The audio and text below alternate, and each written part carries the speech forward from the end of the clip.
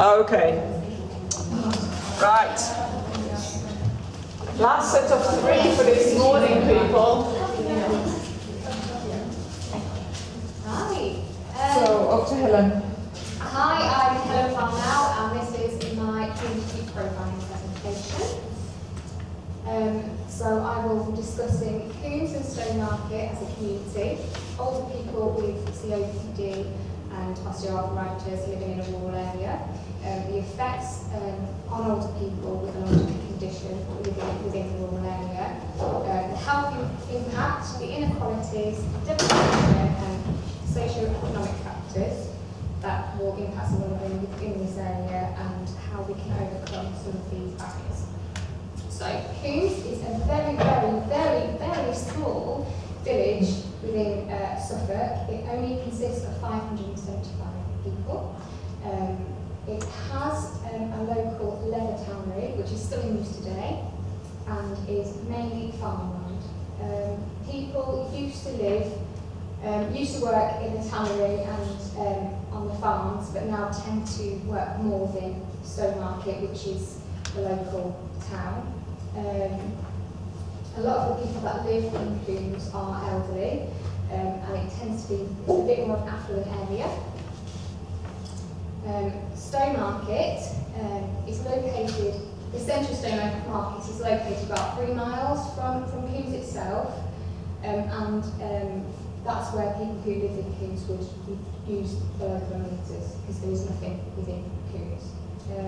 Stowmarket is the largest market town within Mid-Suffolk, and it's geographically heart of rural Suffolk, as it's strategically located to the centre of the county. It's quite a good location for work, as it's 12 miles from Ipswich, which is a bigger town, and Bury St Edmunds. People used to work within the farmland there, but now it's turned more to an industrial town, and it has 3 big factories. One is Dulux and the other is Bosch. It traditionally has quite a low unemployment rate, but people tend to earn less money there because it's industrial. There are around 19,000 people that live in Stowmarket currently. So next I will talk about chronic obstructive pulmonary disease. It is a disease, so COPD is an umbrella term used to describe respiratory diseases that restrict the airway. It's caused by inflammation of the airway and chronic bronchial secretions, narrowing of the bronchial, and also destructive enlargement of the air spaces in the lungs. And it causes shortness of breath and fatigue mainly. People have cough or wheeze and get current chest infections. I'm also looking at osteoarthritis, which is a condition that affects the joints. It's where cartilage is worn away over time, and so swelling, thickening of the fluid in the ligaments occur, which can cause joints to change shape, which then leads to pain and reduced mobility.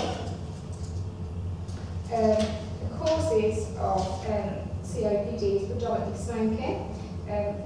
Statistics say that about 90% of COPD cases are caused by smoking. However, there are other factors such as occupational exposure, so people working within industrial environments caused by pollution, dusty environments, coal, cotton, and also people living in rural areas. It's to do with the chemicals that some of the farmers spread over the field can also be a factor into COPD. With osteoarthritis, they're saying that it's usually people over the age of 40 that get it. Gender plays a part in that, your social economic status, whether you're overweight, and how physically active you've been over your life. So they are saying that around 3 million people in the UK suffer from COPD, but there are 2 million people out of that 3 million who are undiagnosed, and this is because people don't tend to get diagnosed until a later stage, so where their lung function is less than 50 to 60%. And they're saying that people with osteoarthritis, it tends to be over 40s, 45, and it affects those people that have worked in heavy industry. So the impact that COPD and osteoarthritis has on somebody, it's massive. It's very debilitating. It causes lots of disabilities and impaired quality of life. People with COPD and OA often experience increasing limitations within their physical performance, and there is an associated downward spiral of inactivity caused by reduced mobility because of the symptoms of conditions. People have a reduction in the ability to carry out functional tasks and participate in social networking, so they get a lot of isolation, become quite lonely within their home, feel like they can't access the community that they once were able to do. This can cause a change within their roles and their habits and their routines, which then can have an impact on their identity, so they can feel that they lose their identity as a person, and this can have a further impact on their health as a whole. People often experience vulnerability, frustration, and feelings of misunderstood, which then can lead to depression, and so it impacts their social and psychological well-being quite a lot, as well as their quality of life. So my case study is Edna. She's a 77-year-old lady who lives within Coombs. She has COPD and osteoarthritis. Her husband died about 5 years ago. She's still smoking, even though she's been advised not to, as this is having further impact on her COPD. She's now struggling to achieve her activities of daily living, and she relies on her daughter to take her shopping once a week, and she can't get out herself because she doesn't drive. She's becoming more and more isolated within her home, and has lost that social network she once had within the community. She's starting to feel quite isolated and depressed. This can be quite common with people living in a rural community as their condition worsens and affects them being able to access their local community. So the community profile of Coombs itself is, as I said, it's very small. It doesn't have a shop in there. The bus service is not very good. Runs once every hour, but it takes you into Stowmarket, so you can do your local shopping. The local shop is about 2 miles, which does have a post office in it. But Coombs itself is actually up on the hill. So to get down there, it's quite steep. The roads are quite narrow, there's lots of potholes. It's not a great path itself, so it causes lots of limitation for people to actually being able to access Stowmarket. The local hospital is actually 16 miles away, so if you don't drive, this is very expensive in taxis, or you rely on people to get you there. So then Stowmarket is where people in Coombs will access their local facilities. It's very good for shopping. It's got 3 big supermarkets, has about 3 GPs. It does have a dentist, that's NHS, but the rest are actually private. And a lot of people work there that live within the local community. It has low levels of crime and deprivation as a whole.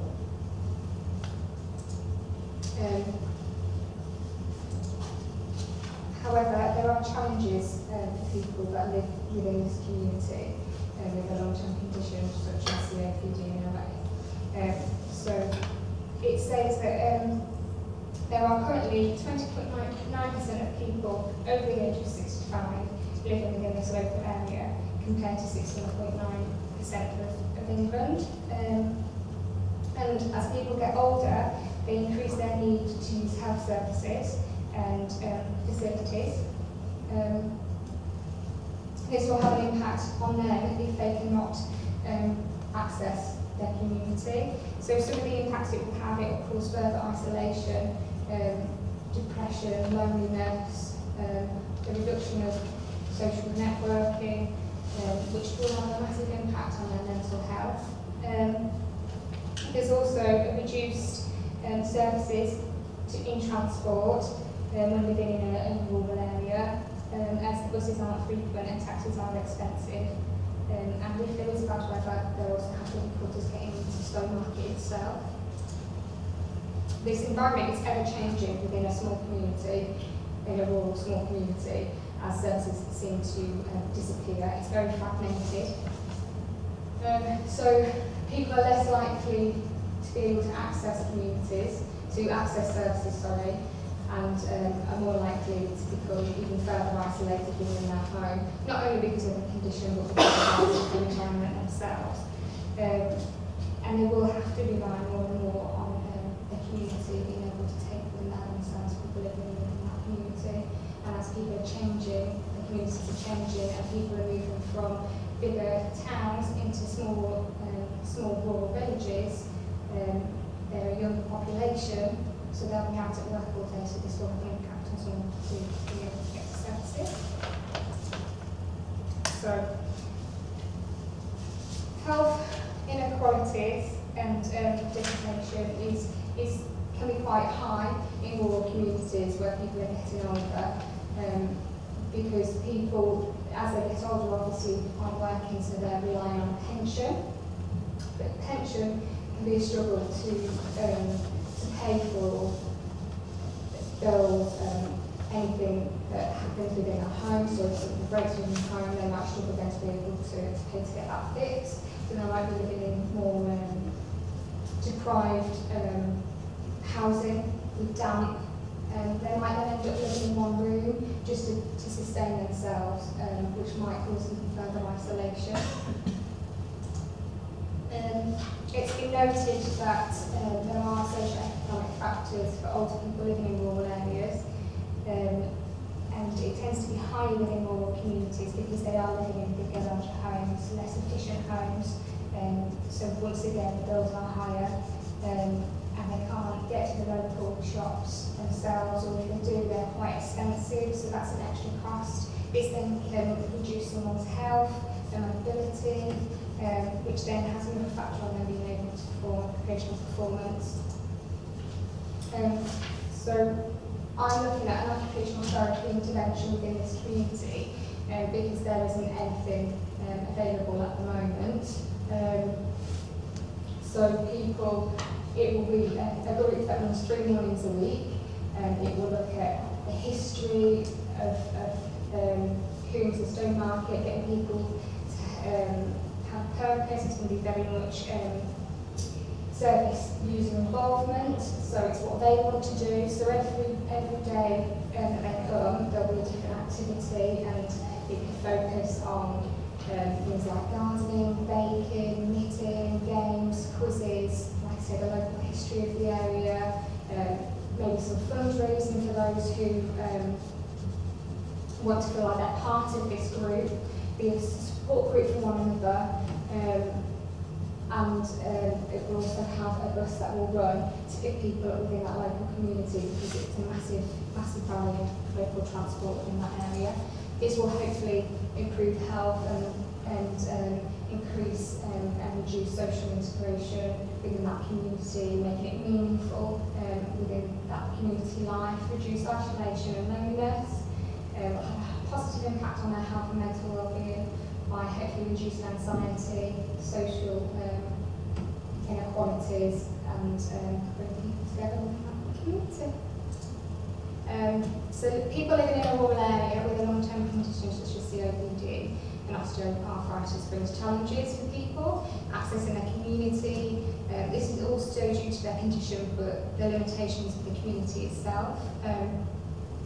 It's quite common in the literature that local transport doesn't run on a regular basis within rural communities, poor footpaths and barriers, and that obviously has an impact on someone's life, quality of life, mental well-being.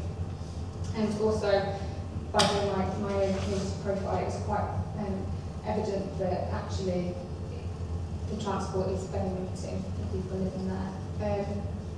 It's important as an occupational therapist to be aware of the barriers for people in the community, what these barriers are, to be able to set realistic goals for service users, Meaningful and purposeful activities for people with long-term conditions seems to be a good way to bring meaning, quality of life and improve overall mental well-being.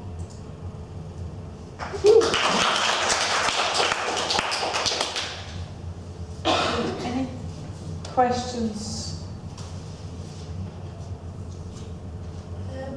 You said you're proposing for 3 meetings a week. Any particular reason you picked 3 days a week? I just thought it would be quite nice on a Monday, Wednesday and a Friday, so it's spread out so people can then choose which days they want to come to the interventions, whether they want to come once a week or 3 days, just to try and reduce some of that isolation within their homes. Given the fact that Coombs itself has got such a small population, do you think the demand for 3 days a week? Well, it wouldn't just access for Coombs, it would be for Stowmarket as well, Stowmarket because as well. there aren't many services, I missed that for some reason, but there aren't many services within Stowmarket for people that don't have dementia, so people that are older that have health conditions or don't, are just isolated. There isn't actually anything, there's no day centres, there's no local meetings, so this would hopefully open a door up for people within the whole of Stowmarket and Coombs itself. Are there lots of these little hamlets almost surrounding? So actually Stowmarket itself, like I said, there's 19,000 people that live there, but there are probably 50 little hamlets around Stowmarket where older people are tending to live now. Okay. Good. Well done.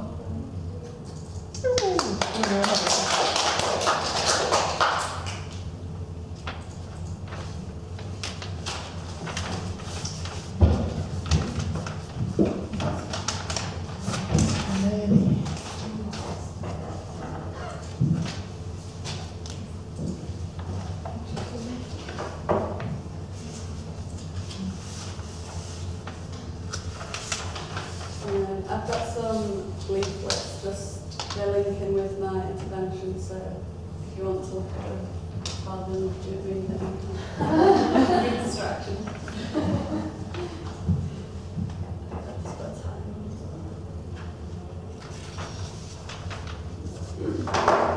So I'm Helena Beatis, and this is my community profile of Burngrave and Spittal Hill.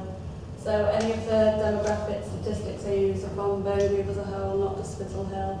It's going to focus on vascular dementia in the Pakistani Muslim community, but I'm also going to give an overview of vascular dementia in other ethnic minority groups. I've highlighted religion as an area of significance because a person's religious views may influence how they interpret situations that occur in their life. And then finally I'll introduce my intervention. So, dementia is currently posing one of the biggest challenges to health and social care services globally. So in Sheffield there are over 6,000 people living with dementia, and this is expected to rise to over 9,000 by 2030. So vascular dementia is the second most common type, and it has a high prevalence in ethnic minority groups. So poor diet, smoking, drinking excessive amounts of alcohol, can all increase the risk of developing vascular dementia. So a person living with this condition may have memory problems, difficulties interpreting language, and difficulties trying to solve problems. So Burngrave is 2 miles north of Sheffield city centre, and Spittal Hill is an area within the ward. So it's important to look at the area's history in order to understand it today. So in the 1800s it was considered a highly desirable place to live. But by 1870, heavy steel and engineering industry had changed the appearance of the area.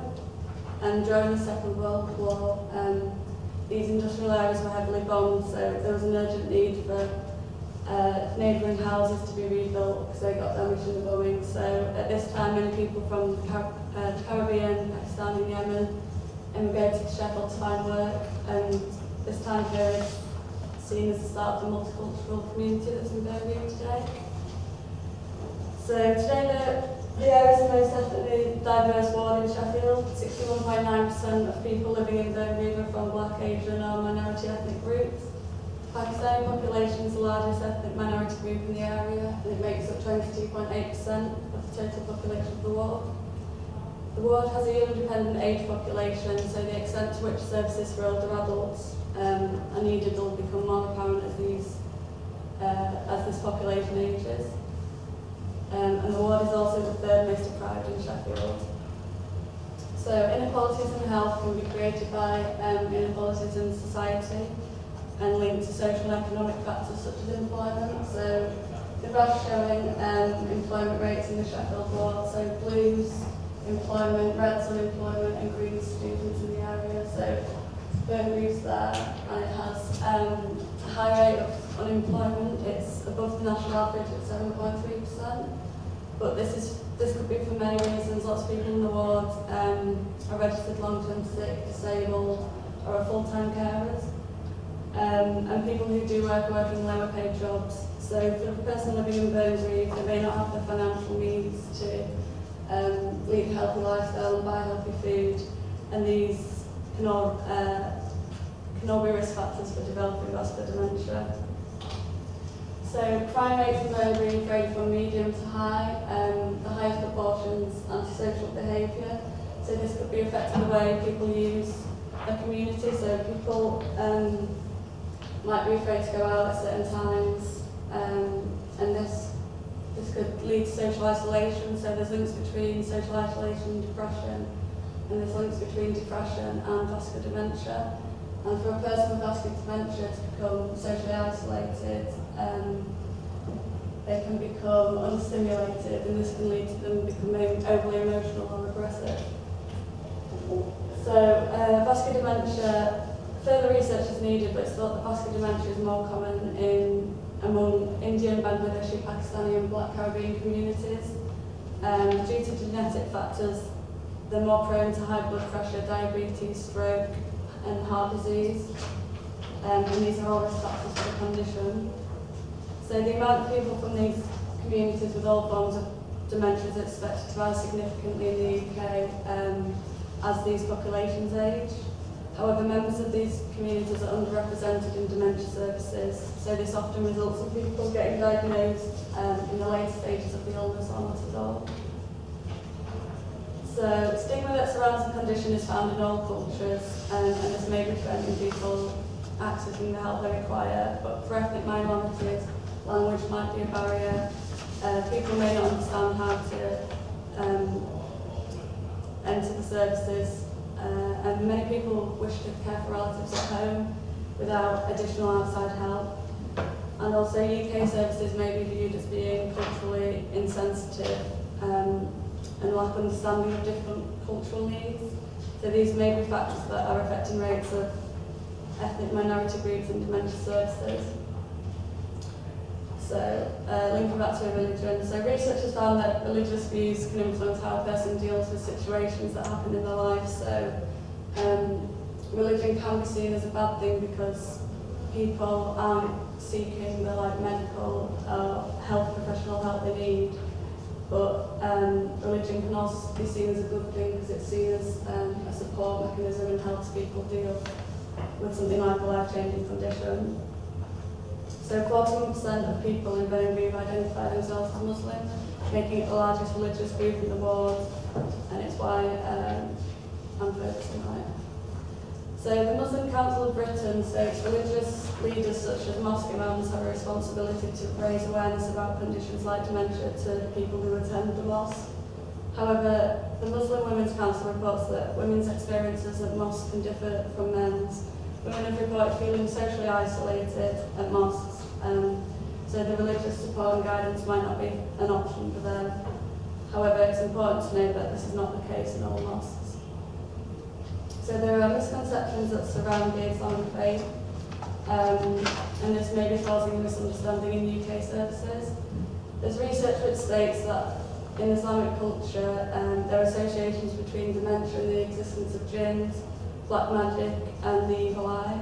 And although these are mentioned in the Quran, Pakistani people living in the UK now may be second or third generation, so the views may differ greatly from these. However, Pakistani people are underrepresented in UK services, so what is clear is there is a lack of understanding about Pakistani traditions and Muslim beliefs in services, and if UK health services are ever to deliver true person-centred care, then these need to be addressed. So, Spital Hill has many local amenities which are easy to access by foot, and this is beneficial for someone with dementia because they don't have far to travel to meet their day-to-day needs. The cultural richness of the ward is mirrored by local amenities. There are a vast variation of restaurants from Pakistan, Somaliland, Kurdistan, Jamaica. There's also numerous continental food stores that sells food from all over the world. There's independent businesses such as hairdressers, travel agents, an Islamic book and clothes shop which tailors specifically to the needs of the Muslim population. And the familiarity of these products may be beneficial for a Muslim person living with dementia at the ward. There's also a doctor, surgery, pharmacy, dentist, and there's a weekly dementia cafe that runs in Burnley. However, whether people from the Pakistani community are accessing these services is questionable. Abbeyfield Park is a short walk away, so this provides an area of green space where someone can exercise or take a short walk, and this is one of the ways of reducing the risks of vascular dementia. So the area also has really good bus links to the Northern General Hospital, to surrounding areas of Sheffield and surrounding towns such as Barnsley. The physicality of the area could be seen as hazardous for someone with dementia, so there's a main road that runs through Spital Hill, and it gets really noisy and congested, and this might make it quite difficult for someone to concentrate. There's also really high pavement curbs and lots of street furniture, and this could be seen as a trip hazard and increasingly more difficult to navigate the frailer a person becomes. So the intervention would be a community group aimed to promote awareness of dementia in the Pakistani Muslim community in Burnley. So the group would be open to men and women, but some activities would run specifically for women. So the group aims to empower members of the community rather than be a paternalistic service. So the OT wants to work with members of the community, so volunteers and carers, and this would help to ensure content of the activities carried out would be appropriate for those in attendance. So awareness needs to be raised and stigmas need to be addressed. We're working with influential members of the community to educate people about dementia. So these are just examples of groups that are quite similar to this. So there's EPIC, which stands for Enhancing Pathways into Care. So this was set up by, I can't remember who set it up, but it was set up to empower the Pakistani community to seek support for mental health issues in their own community and to feel confident using mainstream services. So there's also groups like Roshni, which was set up by Sheffield Asian Women's Centre, and these services could be approached to help set up my service. So the community group would offer people in attendance a social network, and this could support them in reducing the social isolation. So activities carried out would be things like creating an oral history. So this helps, this allows someone to share their life story and create a personal record. And this may also help with memory, mood and general well-being. Music could be another activity. A music played would be meaningful to the people in attendance. Music seen as a really effective way of enhancing mental performance, and it can bring back emotions and memories and can be used as a way of managing stress. And these activities can also be carried out on a small budget, which is important given the levels of poverty in the area. So if the group felt it was appropriate, then the OT could carry out cognitive stimulation therapy sessions, because CST is seen as a really effective way of dealing with mild to moderate dementia, and it's good to use in a community group because the OT can work with volunteers and carers to make activities meaningful for people in attendance. So poverty, high crime rates and low educational attainment are issues that are in the area, and these can't be addressed in the short term. But there are local community groups such as Bernadette Burn Green community projects that are trying to address these. So the area is seen to be deprived economically, but I think it's quite rich in some ways. So when I was doing the walkabout, there were people in the community groups, there were people walking around. So it does have a strong sense of community. So I think the group would work because people are there and they seem to be willing to engage in things that are going on in the community. But for this to happen, then stigmas do need to be addressed. Stigmas surrounding dementia do need to be addressed.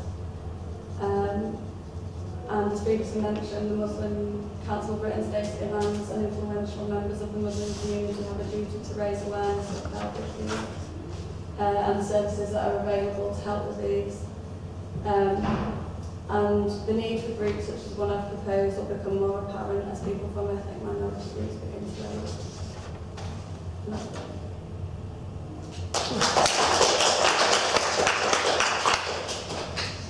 Any questions? Can you elaborate on why the CST would be effective? Yeah, so CST is the only non-medicinal form of treatment that seems to be just as effective as medicine, but it doesn't have the same side effects. And it can be run in the community, so that takes away. So people aren't entering services because they might like going to a hospital or somewhere like that might be really off-putting, but if you can do it in their community, they may be more likely to come. And yeah, you can tailor the group discussions to things that are meaningful for people, so it's more effective. Anyway, yeah. Is that being developed by OTs? Do you know? CST, yeah. I don't know if it's OT now, but there's loads of research going on. Okay, any other questions?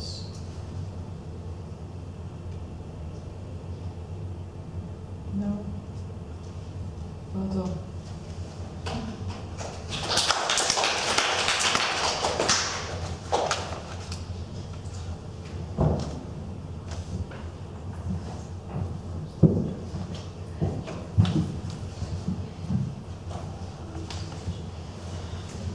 Oh, last one for today. My brain started to spin a little bit though. I'll keep up with one more.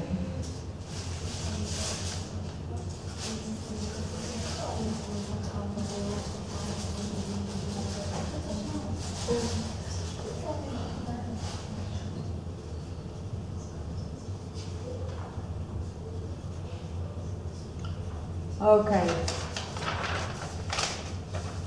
Jackie. Ready to start? Yes, Okay. over to you. My name's Jackie Bennett, and this is my community profile. I'm going to be talking about the Manor estate, the history of it, and I'll talk about the community. I'll then talk about CPD and OA. I'll then choose to focus on men over 50, which is the focus of discussion. I'll look at the environment, issues and strengths, and my community intervention. Sheffield is very much a city that is shaped by its industrial past. It has a dual economy of cutlery and steel, and this has very much shaped the geography of the city. Cutlery workshops in the city centre, the major steelworks in the east, and middle classes in the west. The growing steelworks obviously required a workforce, and in the 1920s and 30s, housing estates were built to accommodate the workforce. And that included the Manor estate. This is an estate that took its name from Manor Lodge, which is nearby. And everyone who lived on the estate tended to work in the steelworks for their livelihoods. However, in the late 70s and 80s, Sheffield Steel industry collapsed due to high wages, low world demand, and the policies of the Thatcher government at the time. The subsequent unemployment was considerable, with 21,000 jobs lost between 1979 and 1983. And by the 1990s, most of that unemployment was concentrated in the estates of Sheffield, which included the Manor. Unemployment was 29% at that point. The social consequences were considerable. The Manor estate developed a reputation as a sink estate. Martin Wainwright from The Guardian reported in 1995 that the estate was the worst estate in the country, suffering a breakdown in society. So there's just some statistics about the Manor estate community. It's the most deprived area in Sheffield. It is classed amongst the 10% most deprived areas in England. There's high levels of welfare, low-skilled jobs, and people with low qualifications. Also, the people in the community have health problems. Men have a lower than average life expectancy. Women have an average life expectancy. It has the highest rate of admissions for COPD in Sheffield. It has high rates of smoking, high rates of alcohol consumption, and it has the highest prevalence of mental health problems in Sheffield. COPD describes a collection of lung diseases, bronchitis, emphysema. Symptoms are coughing, breathlessness, tiredness. Osteoarthritis affects the joints with symptoms including pain and swollen joints. Research has found that multi-morbidity is associated with age and socioeconomic status. Those from deprived backgrounds tend to develop long-term conditions earlier, and that also includes a mental health condition. People who have COPD also experience depression, as do those with osteoarthritis.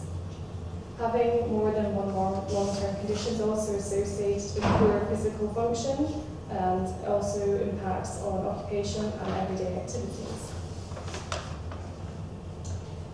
In terms of COPD and osteoarthritis in the community with the Manor estate, this will include men, women, and people from different ethnic minorities. I have taken data averages from the 3 GP surgeries that people from the estate use, and it shows that they're higher than average rates of arthritis and long-term joint problems, as well as a really high rate of COPD. Risk factors for both conditions include age, socioeconomic status, and smoking.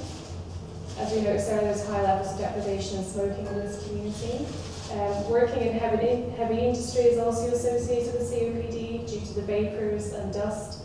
Musculoskeletal conditions can also be caused by the heavy, repetitive nature of the work. For this presentation, I chose to focus on men over 50. Female gender is a risk factor for osteoarthritis as well as for COPD, as rates of COPD are levelling with men. But I've chosen to focus on men because of the industrial history of the area. I've chosen to focus on men over 50 because 40% of people with COPD are actually below the retirement age. This group of men will also include men from different ethnic minorities. In terms of the Manor estate, it can be reached by tram and several buses. It's on a hill. This is really important because 59% of the people in the ward do not own a car. Although some of the men may own their own home, many will rent, and 55% of Sheffield's private rented sector housing does only meet the government's decent home standards. So there's a possibility that the men may experience poor housing, which can contribute to a person's health, especially for those who've got respiratory disease. There are green spaces at Manorfields Park, Manor Lodge site and Sky Edge playing fields. There's local shops at a number of locations, including Manor Oaks Road, Manor Top, and there are 3 GP surgeries. The men were likely to find accessing local facilities difficult due to their decreased exercise capacity and their ability to walk. This will affect the men's daily activities of living and also meaningful occupations. The Manor estate is surrounded also by large roads, and the men will experience air pollution. Sheffield's air pollution is high, and it's also beyond the UK and EU threshold for air quality. It's also been found that people from deprived backgrounds and those with lung conditions are disproportionately affected by air pollution. Many people who are diagnosed with COPD are unable to maintain employment, and this has consequences for their men's partners who have been to take on a caring role. Many of the men will also have taken early retirement. It is also likely that the men may have experienced unemployment in the 80s and 90s. There were regeneration efforts in the city in the 90s, including things like Manor. However, the manufacturing jobs that were never replaced, and Sheffield is now very much reliant on the public sector and service industries. These service industry jobs were of low status, they were poorly paid, and they did not nurture the same sense of community that the manufacturing jobs once did. Research has shown that working class men identify strongly with manual work, and has found research has also found that men made redundant from industry were unable to adapt and change their identities to match this new jobs market. Paid work has also been found to be important for working class men's identity, their masculine status, and their social worth. Research has also found that retired men felt that retirement led to feelings of loss of roles, routines, as well as social isolation. The Manor estate has a pub, which as you can see looks absolutely lovely, a working man's club, and some Christian and Catholic churches. Men of other faiths may find it difficult to access places of worship because there are no mosques or temples. There are church events at the library, and there are also social groups. There's an over 50s men club that's run by the Manor and Castle Development Trust. However, the opportunities for men to meet are mostly based around a coffee morning format, which also includes this over 50s group run by the Trust. I'm not sure why this may necessarily appeal to working class men. I don't really know many men who choose to meet over a coffee, but never mind. Pint of beer. Yeah. So there are still some traditional places to meet, the pub and the social club, but they are a small number of establishments, part of a wider trend in the decline in places like pubs and working men's clubs. As is discussed, it's possible the men may be experiencing social isolation due to their ill health, retirement, or lack of work role. For many of the men, they may miss the community and the social life that came with working in industry. Health status and income have been found to influence social detachment. Older adults with health problems and from poor backgrounds are less likely to be engaged in civic participation, leisure activities, cultural engagement. Research has also suggested that those with wealthier backgrounds have more material ability to engage in social cultural activities, but also the confidence and knowledge to go to things like groups. However, research has also found that participation in social networks is not part of the social detachment for those of deprived backgrounds. So it suggests that older adults can maintain social networks regardless of wealth, and it supports the idea that close family relationships are really important for people with working class backgrounds. The importance of the local neighbourhood has also been found to be important to working class people, as they don't tend to have the same networks beyond the local environment that more wealthy people do. Research into the Manor estate has found that working class communities, that this community had deep roots in the neighbourhood and a strong local identity. So the men are likely to benefit from opportunities and support to socialise with others and to help perhaps re-establish a sense of community that may have been lost. In the last decade, working class people and culture has been under sustained negative media representation, with the term chav entering the mainstream. Research has found that men on the Manor estate experienced discrimination when seeking employment due to the estate's reputation, which also prevents social mobility. This negative portrayal of the poor is also present in the wider debate about benefits and the undeserving poor versus the deserving poor, based on the idea that poverty and worklessness is a choice and not due to lack of opportunities, barriers to employment, or the structural changes in the economy. It's also been found that those in receipt of welfare in Britain felt the negative consequences of this press coverage, and the way they were treated by the government agencies was disrespectful. This may be something that the men experience and may affect their well-being. It is possible that the men may experience mental health problems due to the stress caused by their physical disabilities, but also in response to the discrimination and deprivation they experience. The unequal nature of British society will also contribute to their health problems as the social gradient in health increases where there are greater differences in incomes within a society. The relationship between mental health, physical health and deprivation is also illustrated in health damaging behaviours. So health damaging behaviours can occur in response to stress caused by things such as poverty, exclusion and poor housing. There are really high levels of smoking and mental health problems on the estate, and research has shown that those with mental health problems have some of the highest levels of smoking and are very more susceptible to COPD. But we've also, as we just discussed, people who have COPD also experience quite high levels of mental health problems. So this kind of just summarises the group's main issues and also their strengths. So we have things like difficulty accessing facilities, services groups not necessarily meeting their needs, lack of places to meet, consequences of long-term unemployment, lack of occupations that meets the need of male working class identities like manual labour, possible social isolation, mental health problems, discrimination, negative experiences and consequences of inequality, health damaging behaviours, and some of their strengths, such as things like shared experiences, shared values, a strong local identity, family networks, cognitive skills, technical skills. And this is my suggestion for a community intervention. This is Men in Sheds. It is something that began in Australia in the 1990s, and there are only a small number of these in England. There are no sheds in Sheffield at present, and it's just what it says. Groups of men meet in sheds and they work on things that they enjoy, so mostly sort of metal work or woodwork, that sort of thing. Research has found that sheds are suitable places for men with physical disabilities as well as men from different economic backgrounds. I recommend that it is set up in conjunction with the Manor and Castle Development Trust.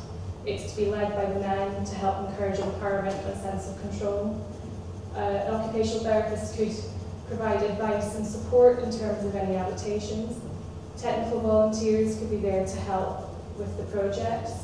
A buddy system could help the men access the project, perhaps if there was issues getting there, like maybe a car share, or if there was mental health difficulties, perhaps to provide encouraging.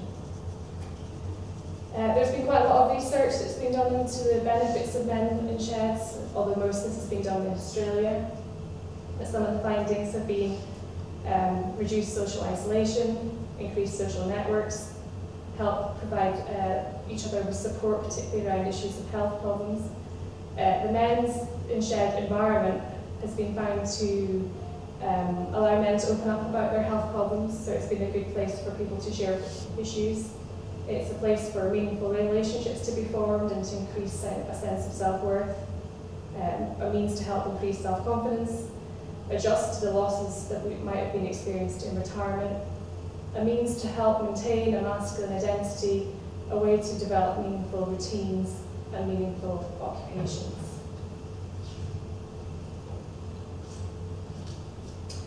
It's also been suggested that men's sheds is a way to tackle social determinants of health by supporting isolated men, those with mental health problems and the unemployed.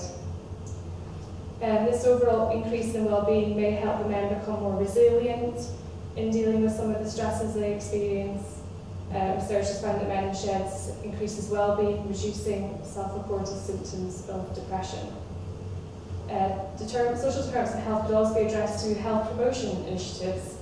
As we noticed earlier, the shed is a sort of safe environment for men to share experiences. And in Australia, it's been used as a vehicle to promote men's health issues. So in this case, it could be around physical activity for COPD or stop smoking.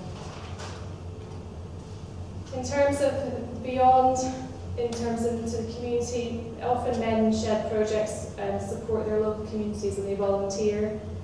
Men in sheds do not necessarily exclude women, although I'm not sure how many actually want to join, but research has found that women often support men to join the shed, and also there's opportunities for socialising with partners and couples. Younger men could also be welcome to the shed. This is the potential of the Manor estate because young men experience high rates of unemployment and disadvantage. and they may also be experiencing some of the issues that the older men do, like stress, health damaging behaviours.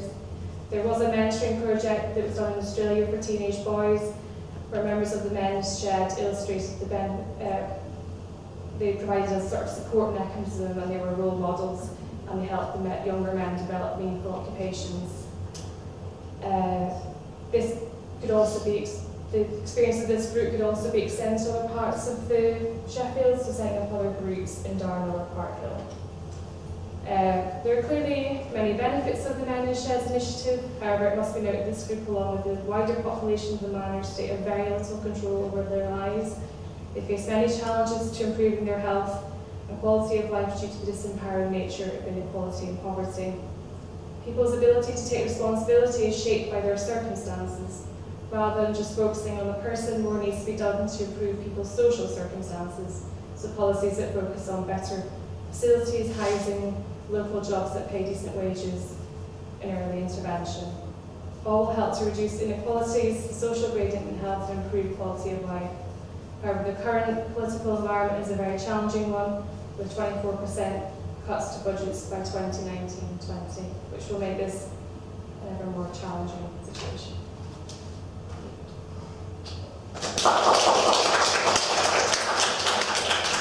Well done. Any questions?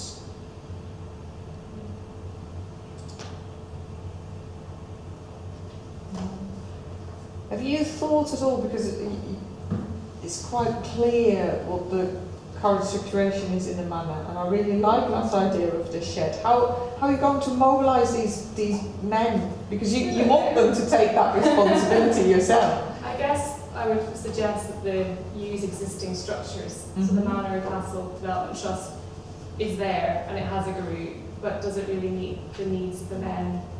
And perhaps we could use that as a means to get it off the ground. Yeah. That's why. Like coffee morning, was it, Elizabeth? Yeah. Men drink the coffee. Yeah. Well, maybe, I mean, there probably are men that will drink coffee, but that sort of working class background. Yeah, you'd expect them to have a pint of beer instead. Right, okay. Well done, everybody.